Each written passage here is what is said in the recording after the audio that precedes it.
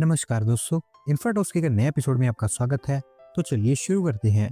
पहली खबर की शुरुआत करते हैं अडानी ग्रुप से, जो हेल्थ केयर सेक्टर में अभी उनकी सर्विस को और एक्सपांड कर रहे हैं और इसको लेकर उन्होंने मायो क्लिनिक के साथ में टाई अप अनाउंस किया है। दोस्तों बेसिकली अडानी ग्रुप के द्वारा यहाँ पर दो अडानी हेल्थ सिटी सेटअप की जाएंगी। एक मुंबई में बनकर तैयार होगी, जबकि एक अहमदाबाद में बनकर तैयार होगी। हर एक हेल्थ सिटी की बेड कैपेसिटी 1000 बेड्स की होगी, जहाँ पर हॉस्पिटल के साथ साथ मेडिकल कॉलेजेस और रिसर्च फैसिलिटीज बनकर तैयार होनी है। मायो क्लिनिक जो कि एक अमेरिकन फर्म है, उनके द्वारा यहाँ पर सारा काम इम्प्लीमेंट किया जाएगा। और वैसे मैं आपको बता दूं कि अडानी ग्रुप की तरफ से ये एक टाइप का डोनेशन होगा। उनका ये मॉडल अगर सक्सेसफुल होता है तो आगे चलकर देश की और बहुत सारी सिटीज में इसी तरह की हेल्थ सिटीज अडानी के द्वारा सेटअप की जाएंगी।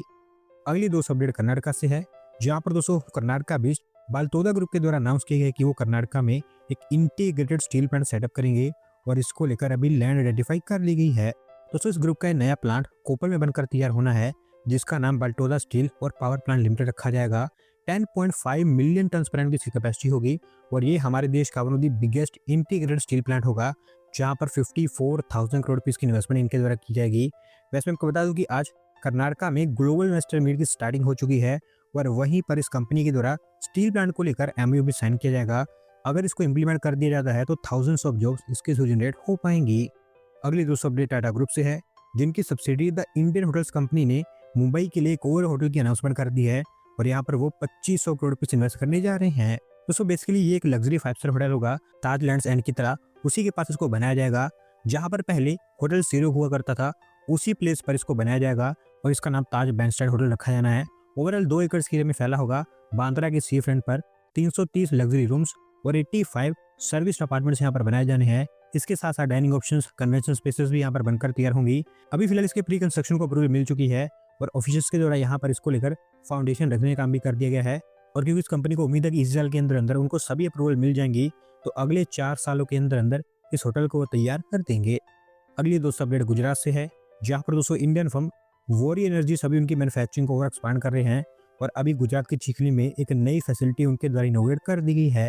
दोस्तों वोरी एनर्जीज हमारे देश का लार्जेस्ट सोलर मॉड्यूल मैन्युफैक्चर भी है और साथ साथ लार्जेस्ट सोलर एक्सपोर्टर भी है, जो बड़े स्केल पर मॉड्यूल्स को एक्सपोर्ट करता है। अभी वो मॉड्यूल के साथ साथ सोलर सेल की मैन्युफैक्चरिंग के ऊपर भी फोकस कर रहे हैं और इसी के चलते गुजरात के चिखली में एक नई सोलर सेल फैसिलिटी उनके द्वारा बनाई गई है, जो भारत की लार्जेस्ट सोलर सेल फैसिलिटी होने वाली है। 5.4 गीगावाट की इसकी कैपेसिटी होगी और उसमें से भी पहला फेज ओपन किया गया है 1.4 गीगावाट की कैपेसिटी का। मोनोक्रिस्टलिन पीईआरसी सेल्स यहाँ पर मैन्युफैक्चर किए जाएंगे और इस फेज में मोस्टली इंडियन मार्केट को कैटर करेंगे। कुछ छोटा हिस्सा ही एक्सपोर्ट किया जाएगा, लेकिन अगले फेज में जहाँ पर 4 गीगावाट की कैपेसिटी ऐड होगी तो मेजर फोकस एक्सपोर्ट्स के ऊपर होने वाला है। अगली दोस्तों अपडेट मध्य प्रदेश से है, जहाँ पर दोस्तों मध्य प्रदेश के एविएशन डिपार्टमेंट के द्वारा एक एयरक्राफ्ट स्क्रैपिंग सेंटर डेवलप किया जाना है स्टेट में और इसको लेकर उन्होंने प्लानिंग का काम स्टार्ट कर दिया है। दोस्तों बेसिकली ये एयरक्राफ्ट स्क्रैपिंग सेंटर देश का पहला स्क्रैपिंग सेंटर होगा एयरक्राफ्ट को लेकर, जिसको प्राइवेट इन्वेस्टर्स के साथ में मिलकर तैयार किया जाएगा। अभी कोई लोकेशन तो हमारे नहीं की गई है, पर बताया जा रहा है कि किसी न किसी एयरपोर्ट के आसपास बनकर तैयार होगा, तो काफी हाई चांसेस है कि इंदौर या फिर भोपाल के आसपास इसको तैयार किया जाएगा। दोस्तों मैं आपको ये भी बता दूं कि इस तरह की फैसिलिटीज को किसी भी इंडस्ट्री के अंडर में कवर नहीं किया जाता है, लेकिन मध्य प्रदेश सरकार के द्वारा बताया गया है कि अगर प्राइवेट कंपनीज यहाँ पर इसको लेकर इंटरेस्ट दिखाती हैं और इसको सेटअप करती हैं, तो मध्य प्रदेश सरकार उनकी तरफ से कंपनीज को इंसेंटिव देगी, स्पेसिफिकली लैंड लीजिंग के रूप में। देखना ये है कि क्या इसके ऊपर काम हो पाता है या फिर नहीं। अगली दोस्तों अपडेट हमारे टेलीकॉम सेक्टर से है, जहाँ पर दोस्तों हमारी सेंट्रल गवर्नमेंट के द्वारा बीएसएनएल के लिए 6000 करोड़ रुपए की और फंडिंग अप्रूव कर दी है और इसका इस्तेमाल बीएसएनएल के 4G एक्सपेंशन के लिए किया जाएगा। दोस्तों आप जानते हैं कि बीएसएनएल का रिवाइवल हमारी सेंट्रल गवर्नमेंट के लिए जरूरी है, क्योंकि ये एक इकलौता ऑप्शन है हमारी प्राइवेट टेलकोस को चेक में रखने के लिए। बीएसएनएल के रिवाइवल के लिए ऑलरेडी 1.6 लाख करोड़ रुपए का पैकेज अप्रूव हो चुका है और टाइम टू टाइम जब यहाँ पर नए प्रोजेक्ट्स लॉन्च किए जाते हैं तब हमारी सेंट्रल गवर्नमेंट कुछ ना कुछ फंडिंग यहाँ पर रिलीज करती रहती है। 2023 में बीएसएनएल ने 1 लाख 4G साइट्स का ऑर्डर प्लेस किया था, जहाँ पर 19,000 करोड़ रुपीस खर्च किए जाने थे। उसमें से 13,000 करोड़ रुपीस ऑलरेडी हमारे सेंट्रल गवर्नमेंट के द्वारा एलोकेट कर दिए गए थे और अभी जो बचे हुए 6,000 करोड़ रुपीस थे उसकी फंडिंग भी अप्रूव कर दी गई है और मोस्ट प्रोबेबली इसी साल के अंदर अंदर ये 1 लाख 4G साइट्स का इंस्टॉलेशन कंप्लीट हो जाएगा। अगली दोस्तों अपडेट कोचिन शिपयार्ड लिमिटेड से है, जो भी उनकी शिप बिल्डिंग सर्विसेज को और एक्सपांड करने जा रहे हैं और अभी उनके द्वारा डिसाइड किया गया है कि एक नई शिप बिल्डिंग फैसिलिटी वहां पर डेवलप की जाएगी। दोस्तों कोचिन शिपयार्ड लिमिटेड डो कैपेसिटी के मामले में हमारे देश की लार्जेस्ट शिप बिल्डिंग फर्म है, जिनके पास अभी ग्लोबल शिप बिल्डिंग इंडस्ट्री में काफी अच्छी खासी अपॉर्चुनिटी है, क्योंकि बताया ऐसा गया है कि चाइनीज, साउथ कोरियन और जापानीज शिपयार्ड्स जो कि ग्लोबली जाने जाते हैं उनकी शिप बिल्डिंग इंडस्ट्री के लिए, वो 2028 तक पूरी तरह से बुक हैं और वो कोई भी नए ऑर्डर्स नहीं ले सकते हैं ग्लोबल शिप बिल्डिंग इंडस्ट्री में। तो ऐसे में कोचीन शिपयार्ड लिमिटेड के पास में काफ़ी अच्छी अपॉर्चुनिटी है इसको ग्रैब करने की और ग्लोबल मार्केट में उनका मार्केट शेयर इंक्रीज करने की और उनकी रीच भी बढ़ाने की। अभी उनके द्वारा बताया गया है कि उनके पास 150 एकड़ के आसपास हाई वैल्यू लैंड अवेलेबल है, जिसका कुछ हिस्सा भी लीज पर दिया जाएगा इस नई शिप बिल्डिंग फैसिलिटी के लिए। एक फॉरेन कंपनी के साथ में टाइप करके इसको सेटअप किया जाएगा, जिनके पास शिप बिल्डिंग का अच्छा खासा एक्सपीरियंस हो। देखना यही है कि कब तक इसके ऊपर काम होता है। अगली दोस्तों अपडेट आंध्र प्रदेश से है, जहाँ पर दोस्तों Andhra Pradesh power generation corporation एक नया थर्मल पावर प्लांट सेटअप करने जा रही है स्टेट में, और इसको लेकर श्रीकाकुलम डिस्ट्रिक्ट को शॉर्टलिस्ट किया गया है। दोस्तों बेसिकली थर्मल पावर प्लांट की प्लानिंग काफी लंबे समय से की जा रही थी, इलेक्शन के पहले भी इसकी बात की गई थी और अब जाकर इसके लोकेशन फाइनलाइज हो गई है। श्रीकाकुलम के आमुदुलवासा विलेज में इसको बनाकर तैयार किया जाएगा, जिसकी कैपेसिटी 3200 मेगावाट के आसपास होने वाली है। 1600 एकड़ के एरिया में फैला होगा, जहां पर 800 एकड़ ऑलरेडी आंध्र प्रदेश सरकार के पास में अवेलेबल है, जबकि 800 एकड़ की बची हुई लैंड प्राइवेट कंपनी से या फिर प्राइवेट प्लेयर से एक्वायर की जाएगी। कुल मिलाकर 2 फेज में इसको तैयार किया जाएगा। दोनों फेज 1600 मेगावाट के होंगे। 30,000 करोड़ रुपये के आसपास यहाँ पर खर्च आने वाला है।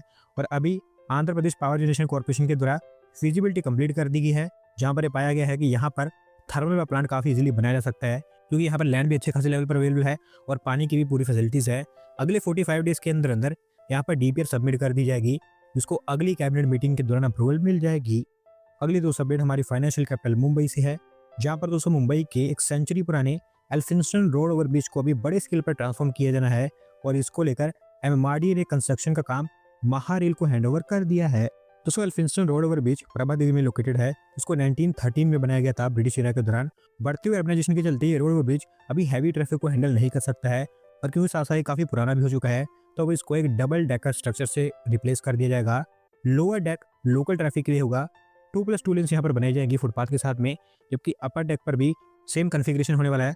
वहाँ पर बस फुटपाथ नहीं बनाया जाएगा, और वो सेवरी वैली एलिवेटेड कॉरिडोर का हिस्सा होगा, जो कि डायरेक्टली इसको मुंबई ट्रांसहार्बर सीलिंग से जोड़ देगा।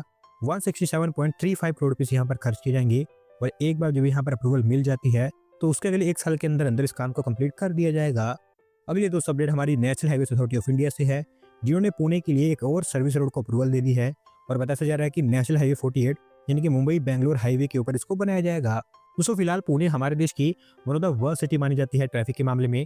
बेंगलोर के बाद पुणे का ही नंबर आता है, लेकिन अच्छी बात यह है कि पुणे में ट्रैफिक को इंप्रूव करने के लिए कई सारे प्रोजेक्ट्स के ऊपर काम चल रहा है, और अभी ये सर्विस रोड उसी का ही हिस्सा है।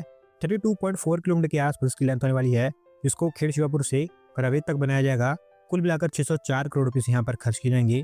एक बार जब ये तैयार हो जाता है तो वो लोग जो कि नेशनल हाईवे 48 को लोकल ट्रैफिक के लिए इस्तेमाल करते हैं, स्पेसिफिकली पुणे में आने जाने के लिए, उनको एक अल्टरनेट रूट मिल पाएगा।